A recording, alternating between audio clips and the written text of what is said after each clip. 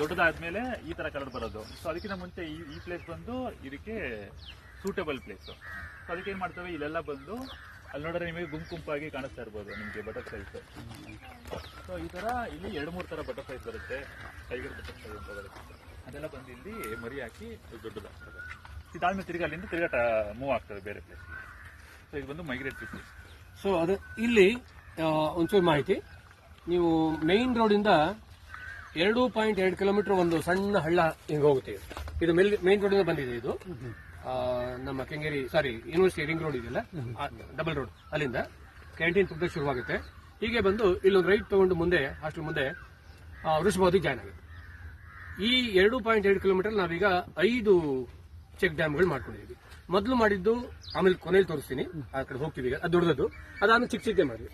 ಜಾಸ್ತಿ ಇನಂಡೇಷನ್ ಬೇಡ, ಕಡಿಮೆ ಜಾಗದಲ್ಲೇ ಆಗಲಿ, ಕಾಡೂನು ಇರಲಿ, ನೀರು ಇರಲಿ ಅನ್ನೋ ಉದ್ದೇಶ ಮಾಡಿದ್ವಿ. ಇದು ಇತ್ತೀಚೆಗೆ 2018ರಲ್ಲಿ ಕಲ್ಯಾಣಿ ಕಟ್ಸ್ಕೊಟ್ರಲ್ಲ, ಅವರೇ ಕಟ್ಸ್ಕೊಟ್ಟಿದ್ದು, ಅವರೇ ಸ್ಪಾನ್ಸರ್ ಮಾಡಿದ್ರು. ಇನ್ನೊಂದು ಚೆಕ್ ಬಂಡ್ ಮಾಡಿದ್ದಾರೆ, ಇನ್ನೊಂದು ಮಾಡಿದ್ದಾರೆ ಮೇಲ್ಗಡೆ. ಅದು ಮೊದಲನೇದು, ಎರಡನೇದು, 3, 4, 5 ಇರೋದಿಲ್ಲ. ಈ 5 ಬಹಳ ಕೆಲಸ ಮಾಡ್ತೇವೆ.